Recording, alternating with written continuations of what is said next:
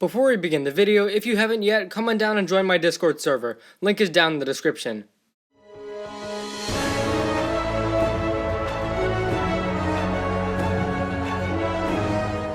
Hey guys, and welcome back for another video.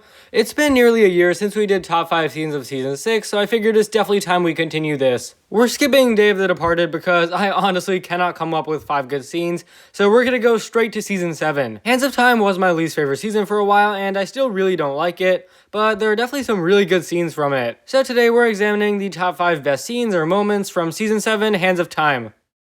One thing I really like about Season 7 is from here the fights definitely started getting better, and that all begins with Wu versus Acronix. This fight was super action-packed, and what a way to kick off the season. I think it does a great job at introducing Acronix obviously, but also establishing him as a mysterious yet dangerous enemy. It gets my interest hooked in him. I want to learn who he is and what he has to do with Wu. And aside from introducing Acronix well, it also sets up Wu's main character flaw in the season, his arrogance and going in alone. That arrogance is displayed many times throughout the fight, and Wu constantly believes that he can easily defeat Acronix. It's also shown here when he spares Acronix instead of killing him when he has the chance to. And the introduction of the Time Blade also makes things more fun, adding in some consequences such as Wu's rapid aging. I'd argue this scene is the most important of the season. It fuels Wu's character development, sets up the conflict, and is referenced many times later on.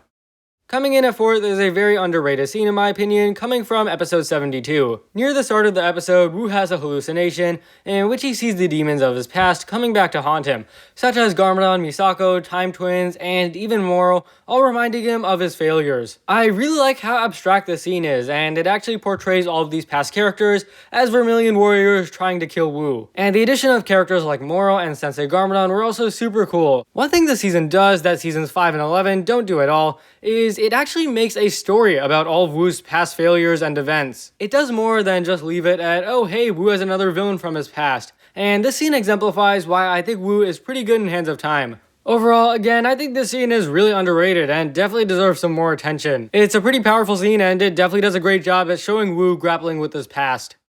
Season 7 has a heavy emphasis on backstory, and the main backstory scene in this season comes from episode 66, The Hatching. I think this is a great flashback scene, and while it may not have emotion like Moro or Harumi's, it's really good in other ways. Hands of Time's animation is noticeably worse than other seasons, but this scene is an exception. The background is just stunning. I just love looking at awesome shots like these. It's very colorful, detailed, and I really wish the rest of Hands of Time was animated just like this. As usual, the soundtrack is really good, and the fighting is entertaining as well. And beyond how the scene looked and viewed, it also told a very fun story. I really liked seeing Wu and Garmadon fight the Time Twins, and how the Time Blades were formed and how the twins were lost to time. Very well done flashback, and a great fight overall.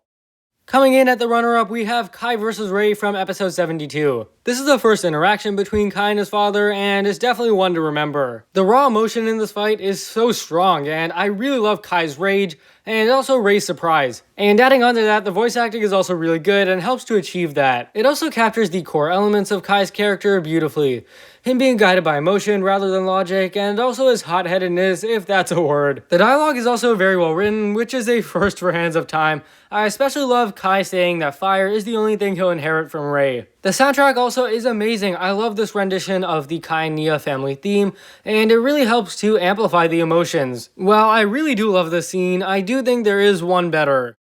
And that's going to be the final battle on the Iron Doom. This may be unexpected to those of you who were expecting Kai vs. Rei, so consider it a plot twist. And speaking of twists, Wu's sacrifice was really good. Seeing him back in action after being out of commission for most of the season was just amazing. Even though the opening The Cursed Realm soundtrack is reused here, it fits very well and creates a very climactic tone. I simply love seeing the characters take their last stand as they hurtle far into the future, and something is just so cool about that. The fight taking place on the Iron Doom as they're time traveling definitely helped to add a chaotic sense of uncertainty. And uncertainty is what we get, and that's why I really love Hands of Time's ending. To this day, we still don't know where or when the Time Twins are, and Wu's fate was unknown until episode 80. This scene served as a wonderful climactic point of the season, and I overall just really love it.